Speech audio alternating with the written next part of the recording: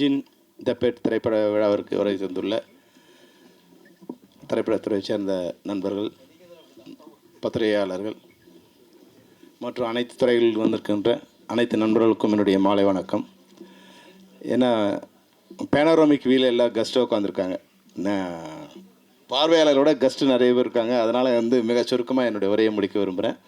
இந்த திரைப்படத்தோட இயக்குனர், மிகச்சிறந்த இயக்குனராக டிஆர் பாலா. எப்படி ஒரு டிஆர் சினிமா துறையில் மிகப்பெரிய ஒரு கலக்கினாரோ அது மாதிரி டிஆர் பாலா அந்த கலக்க வேண்டும். ஏன்னா இந்த நிகழ்ச்சியில் நான் கலந்து கொள்ள மிக முக்கியமான காரணம் திருமலை வேந்தன் என்னோடய கிளாஸ்மேட்டு ஃபில்ம் இன்ஸ்டியூட்டில் 40 வருடத்துக்கு நண்பர். அவர் எனக்கு என்னோடய ஜூனியர். நான் செகண்ட் இயர் வரும்போது ஃபஸ்ட் இயர் அவர் எடிட்டிங் படித்ததால் அவர் 2 இயர்ஸு. நான் ஃபைனல் இயர் வரும்போது அவர் என்னோட ஜாயின் பண்ணார். 40 வருஷமாகவே திருமலை வேந்தன் தெரியும். அதாவது சமீபத்தில் ஒரு வாழ்த்துறை வழங்கியதில் மிக அழகான சுருக்கமாக எல்லாரையும் பற்றி பேசின ஒரே வாழ்த்துறை என்னோடய வாழ்த்துறையாக தான் இருக்கணும். ஏன்னா 40 வருஷத்துக்கு முன்னாடி நான் சீனியராக இருக்கும்போது அவர் பேசுவார். அதே இனிய மாலை பொழுது ஆரம்பித்தார் பாருங்க. அவர் ஒரு கதை சொல்லுவார். ஒரு அழகிய கிராமம், அதில் ஒரு அழகிய நதி. நாங்கள் ரேக் பண்ணும்போது அந்த கதையை சொன்னால் இவ்வளோ அழகாக ரேக் பண்ணுறோன்னா அவர் நினைக்க மாட்டார். அவ்வளோ அழகாக கதையை சொல்லுவார். நாங்கள் அவர் எங்களை ரேக் பண்ண மாதிரி ஆகிடும். அந்த கதையை நாங்கள் கேட்டால் வர மாதிரி ஆகிடும். அது மாதிரி எந்த கூச்சமும் இல்லாமல் சிறப்பாக அந்த கிடைத்த நேரத்தை மிக சிறப்பாக செலவு பண்ணக்கூடிய வேந்தன். அது மாதிரி ராஜேஸ்வரி என்ன புரட்சிகர பேர்னு சொல்லிகிட்டே இருந்தாங்க. உண்மையான புரட்சிகர போராளி ராஜேஸ்வரி தான். ராஜேஸ்வரியை பார்த்தா பாதி பேருக்கு பயம், மீதி பேருக்கு நட்பு. அது 2 வகையிலும் அவங்க ஒருத்தருக்கு நண்பராக இருப்பாங்க, இல்லை எதிரியாக இருப்பாங்க. துரோகியாக மட்டும் அவங்க இருக்க மாட்டாங்க. அந்த வகையில் மிகச்சிறந்த பெண்மணி அவங்க இருவரும் தான் நான் இந்த விழாவில் கலந்துக்கிறது மிக முக்கியமான காரணம். அப்போ இந்த ட்ரைலரையும் சாங்ஸை பார்க்கும்போது உண்மையாக தமிழ் திரைப்படத்துறைக்கு ஒரு நல்ல டீம் கிடச்சிருக்கு. நல்ல ஒரு இயக்குனர் டிஆர் பாலாங்கிற ஒரு நல்ல இயக்குனர் கிடச்சிருக்காருன்னு எனக்கு தெரிஞ்சது. உண்மையாகவே மிகச்சிறப்பாக இருந்தது. அந்த ஷார்ட்ஸில் இருந்து கலர்ஸில் இருந்து அது போல் முகின்ரா நீங்கள் ஒரு நல்ல ஆர்டிஸ்டாக ஹீரோ வரப்போகிறீங்க. இதே போல் எங்களோட எப்பவுமே நட்பாக இருக்கணும். அது மாதிரி ஹீரோயின் பவ்யா எனக்கு பார்க்க கொஞ்சம் சமந்தா மாதிரி எனக்கு தெரிஞ்சது. கொஞ்சம் அழகாக அந்த ஸ்மைல் ஏன்னா ஹீரோயினை சூஸ் பண்ணும்போதே என்னென்னா 2 விஷயம் தான் நாங்கள் பார்ப்போம்.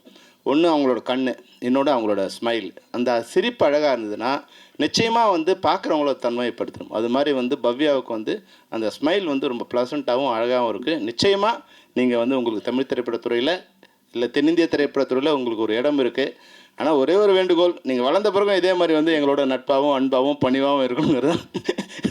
அப்புறம் நீங்கள் ஒரு 10 பவுன்சரை வச்சுட்டு கதையை கேட்கறதுக்கு உங்கள் மேனேஜர் மூலமாக கதையை கேட்காதீங்க, டைரக்டர் மூலமாக கதையை கேளுங்க, எழுத்தாளர் மூலமாக கதையை கேளுங்க. அது வரைக்கும் எப்போலாம் நீங்களாம் ஆர்டிஸ்ட்லாம் டைரக்டர்கிட்ட கதையை கேட்டிங்களோ, எழுத்தாளர்கிட்ட கதையை கேட்டிங்களோ, அது வரைக்கும் தமிழ் சினிமா நல்லா இருந்துகிட்டே இருந்தது. என்றைக்கு மேனேஜரோ இல்லை உங்களுடைய பிஏக்களோ கதையை கேட்டு அவன்லாம் விளங்காதவன் தான் அங்கே உட்காந்துருப்பான். எங்கள் சினிமா துறையில் தோற்றவன் தான் அங்கே உட்காந்துருப்பான். அவன் எங்களை பார்த்து எங்கள் மேலே அவனுக்கு ஒரு கோவம் இருக்கும். நாங்கள் ஜெயிச்சவங்களை பார்த்து அவனுக்கு கோவம் இருக்கும் இல்லையா? அவங்க எங்களை ஃபில்டர் பண்ணுறதுலே இருப்பான். அவனுக்கு யார் சலாம் அடிக்கிறோனோ அவன் தான் அங்கே ஹீரோ கிட்ட போகிற மாதிரியான ஒரு சூழ்நிலை இன்றைக்கி இருக்குது.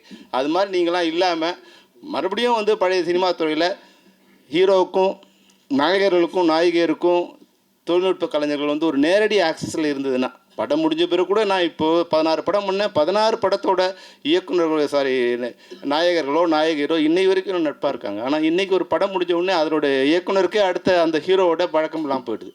அப்போது இந்த இண்டஸ்ட்ரி அப்படி ஒரு தொடர்பில்லாத இண்டஸ்ட்ரியாக, நட்பில்லாத இண்டஸ்ட்ரியாக மாறிடுது. அப்போ நட்பில்லாத போது என்னோடய படங்கள் தோல்வியாட ஆரம்பித்ததுக்கு நான் ஒரு காரணம் கண்டுபிடிச்சேன். ஏன்னா எப்போ படைப்பாளிக்கும் நாயகனுக்கும் நாயகருக்கும் ஒரு புரிதலின்மையோ இல்லை நட்போ இல்லையோ அந்த படத்தை ஜெயிக்காது.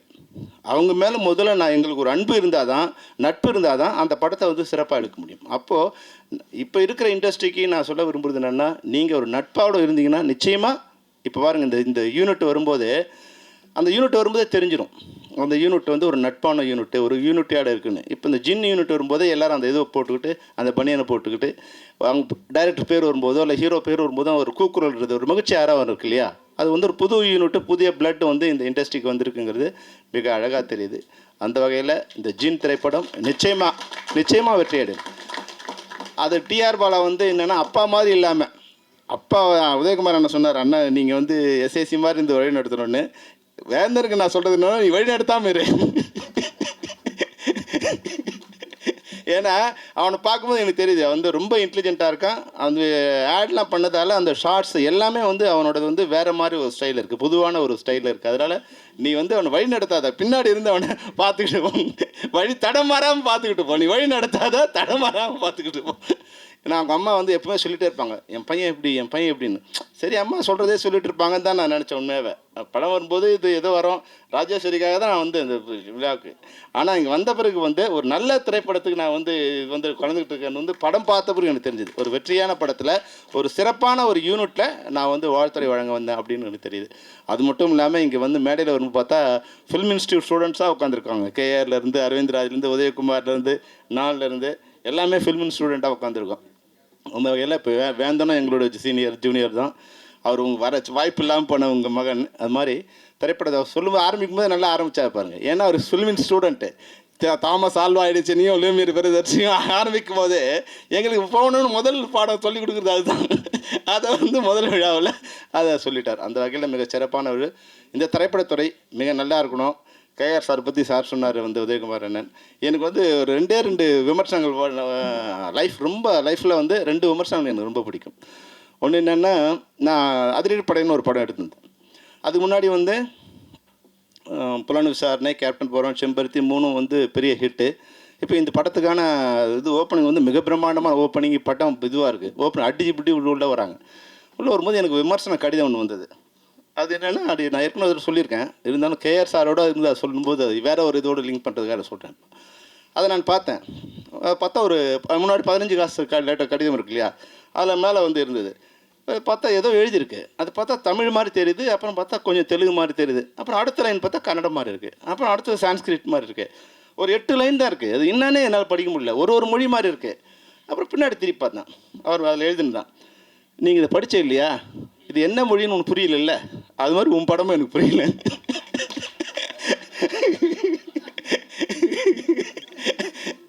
அந்த விமர்சனம் எனக்கு கோவம் வரல, அந்த விமர்சனம் வந்து எனக்கு ரொம்ப பிடிச்சிருந்தது. அது மாதிரி வந்து கேஆர் சார் இப்போ வரும்போது விமர்சனம் என்னை பற்றி சொல்லியிருந்தார். இந்த பெப்சியை வந்து உடைக்கணும்னு வந்து ரொம்ப நாளாக ட்ரை பண்ணிட்டு இருந்தான். கடவுள் கொடுத்த தண்டனை வந்து அவனை பெப்சியில் தலைவராக உட்கார வச்சிருக்கேன். இப்போ காப்பாற்ற போராடுறான்.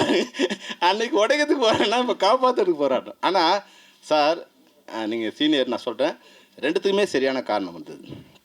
அன்னைக்கு பெப்சியோட தலைமை ஒரு அதிகாரபூர்வமான இல்லை ஒரு டிக்டேட்டர்ஷிப்பில் இருந்தது. அன்றைக்கி வந்து படைப்பாளிகள் வந்து தங்களுடைய மூச்சை வெளியிட முடியாத ஒரு சூழ்நிலை இருந்தது. அன்றைக்கி வந்து அது சரியானது. அவங்கள வழி நடத்தணும் தான் நினச்சோமே தவிர அவங்கள அழிக்கணும்னு நினச்சோம், அது சரி பண்ணணும்னு நினச்சோம். இன்றைக்கி வெளியே இருந்து பண்ணதை உள்ளே இருந்துக்கிட்டு அவங்க பண்ண தப்புகளோ இல்லை அவள் ஏதாவது தவறு பண்ணால் அதே சபையில் இருந்துட்டு இதெல்லாம் சரியில்லை, இது சரி பண்ணணுங்கிற ஒரு இடத்துல தான் நான் உட்காந்துருக்கேன் தவிர, அன்றைக்கி என்ன காரணமோ அதே காரணம் தான்.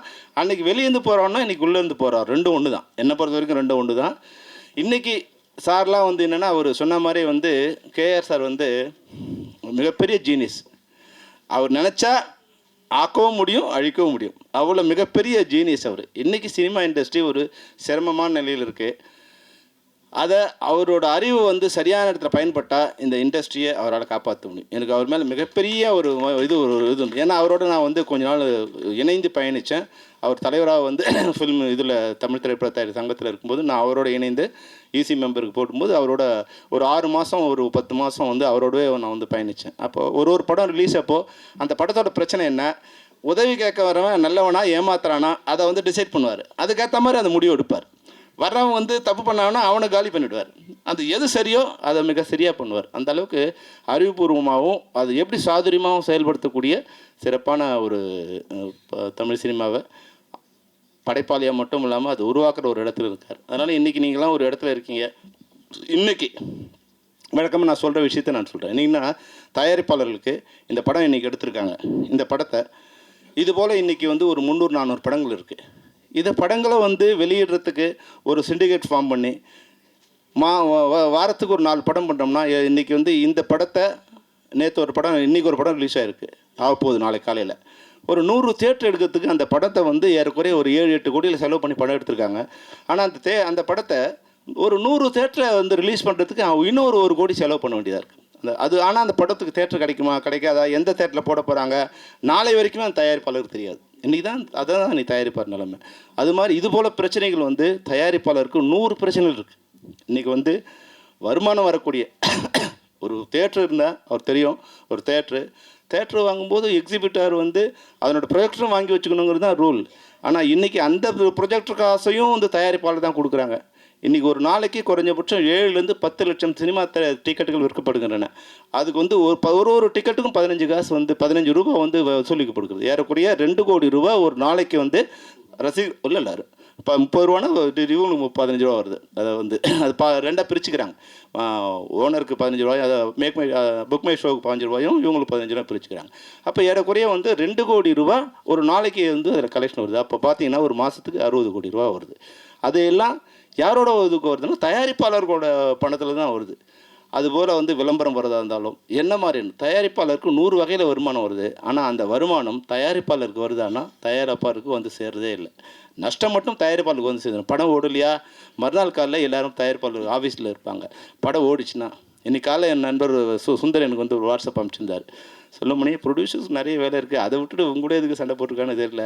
என் படம் மதகதை ரிலீஸ் ஆகி 5 மாதம் ஆகிடுச்சு, இன்னும் அதனோட ஷேர் என்னால் வாங்க முடியல. ஒரு தயாரிப்பாளரோட நிலைமை இதுதான். அப்போ தயாரிப்பாளர் சங்கம் பண்ண வேண்டிய முதல் வேலை தயாரிப்பாளருக்கு, இப்போ நான் வந்து பெப்சி பிரசிடெண்ட்டாக இருக்கேன், என்னுடைய உறுப்பினர்களுக்கு என்ன பண்ணணுமோ அதை முதல்ல பண்ணிவிட்டு அடுத்த வேலையை பண்ணுறேன். அதுபோல் தயாரிப்பாளர் சங்கம் இருக்குது.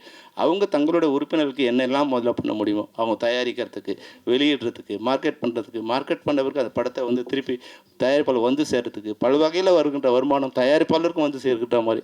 இன்றைக்கி வந்து ஒரே ஒரு பாட்டுக்கு நான் டைரக்ட் பண்ண பாட்டு, நான் ஓன் ப்ரொடக்ஷன், அந்த பாட்டை நான் இன்றைக்கி ஸ்டேஜில் பாடினோம்னா நான் ஒரு நாளும் 2 லட்சம் பணம் கொடுக்க வேண்டியிருக்கு. இது மாதிரி பல லட்சங்கள் யாரோ சாப்பிட்ருக்காங்க. ஆனால் அதில் ஒரே ஒரு காசு கூட என்னை வந்து சேர்றதில்லை.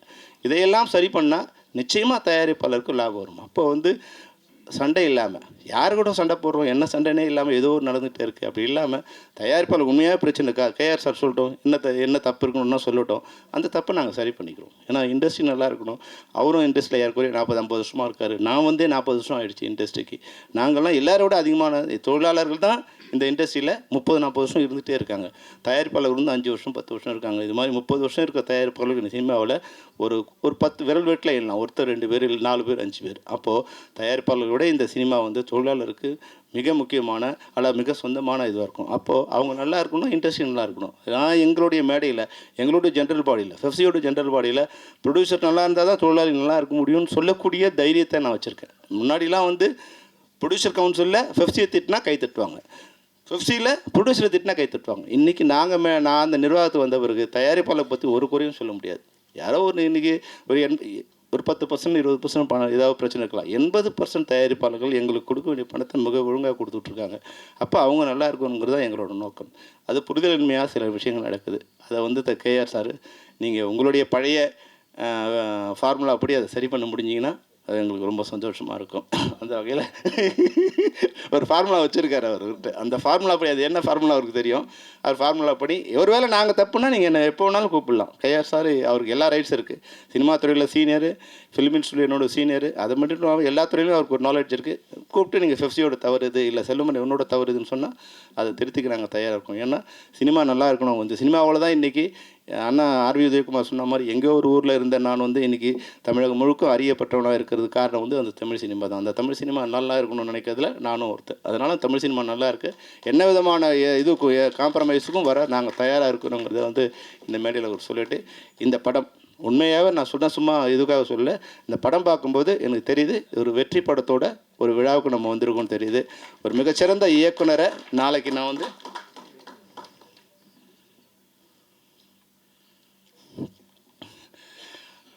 நாளைக்கு சொல்லலாம், பாலா உன்னோட ஃபஸ்ட் படத்துக்கு நாங்கள் வந்து வாழ்த்தணும் ஒன்று அப்படி சொல்லலாம். ஏன்னா அவர் மிகப்பெரிய ஒரு இயக்குனர் வருவார், நிச்சயமாக வருவார். அவரும் நாளைக்கு வந்து ப்ரொடியூசருக்கு எந்த தொந்தரவும் இல்லாமல் இருக்கணும். ஆர்டிஸ்ட் மட்டும் இல்லை, ஹீரோவும் இன்றைக்கி வந்து இப்போ ஆர்டிஸ்ட் மாதிரி பிஹேவ் பண்ண ஆரம்பிச்சிட்டாங்க. அவங்க வந்து பெரிய லெவலான பிறகு ப்ரொடியூசர்ஸ் அவங்கள மீட் பண்ண முடிய மாட்டேங்குது. அது மாதிரி இன்னொன்று என்னென்னா, மிக வருத்தமான விஷயம் எல்லாருக்குமே நான் சொல்கிறேன். நாங்கள் முன்னாடி வந்து ரெக்கார்டிங் போகும்போது அது என்ன மியூசிக்கு நாங்கள் காதால் கேட்போம். அப்புறம் வந்து டியூன் போடும்போது அது என்ன டியூன் கேட்போம், எங்கள் காதில் கேட்கும். அது மாதிரி ரெக்கார்டிங் போகும்போது வந்து அதில் வந்து கீபோர்டில் இருக்காங்களா, இல்லை வந்து லைவ் மியூசிக்கா, இல்லை வந்து ரிதம்ஸா, எல்லாமே அங்கே கேட்டு அது சந்தோஷப்படுவோம். ஆனால் இன்றைக்கி போகும்போது ஒன்றும் இதுதான் கேட்டுனே இருக்கும். அவங்க மாதிரி ரசிச்சிட்டே இருப்பாங்க. எப்படி வந்து நம்ம வந்து ப்ளூடூத் வச்சு பேசிட்டு அம்பாடு பைத்திய மாதிரி சிரிச்சுட்டு போகிறான் ரோட்டில், அது மாதிரி நாங்களும் வந்து இதை கேட்டுக்கிட்டே ஓகே பாட்டு நல்லா வந்திருக்குன்னு சொல்லுவோம். அப்புறம் இன்னொரு விஷயம்னா, அப்போது அந்த குழந்தைய கையில் எடுக்க முடியாது. ஒரு குழந்தை இருக்கு வச்சுங்க, ஒரு பெற்ற குழந்தைய கையில் கொடுக்கும்போது அந்த குழந்தை வந்து ஒரு சாலிடாக ஒரு ஃபிசிக்கலாக கையில் இருந்தால் எப்படி இருக்கும், அது தொட்டு பார்க்கும்போது ஒரு தாய்க்கு எவ்வளோ ஒன்று இருக்கும். அது போல் தான் இருக்கணும். அப்படி தான் இசை இருக்கணும், அப்படி தான் கதை இருக்கணும்.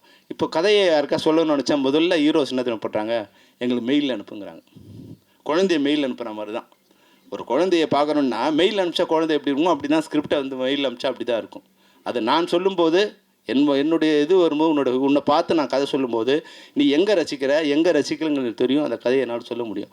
ஆனால் மெயில் அனுப்பிச்சா நான் முதல்ல வந்து தமிழை யோசிக்கணும், இங்கிலீஷில் ட்ரான்ஸ்ஃபர். ஏன்னா உனக்கு கூட இருக்கிறவங்களாம் வந்து தமிழ் தெரியாதவனா இருக்கான், அவன் இங்கிலீஷில் படிக்கணும். அவன் பார்த்து ஓகே பண்ணால் தான் நீங்கள் அது படிப்பீங்க. அப்போ அவனுக்கு இங்கிலீஷில் அனுப்பணும், உங்களுக்கு தமிழ் அனுப்பணும். என்னோடய மூலையை நான் தமிழ்லேருந்து இங்கிலீஷுக்கு ட்ரான்ஸ்ஃபர் பண்ணணும். அந்த அளவுக்கு சரியாக வருமானு சொல்ல முடியாது.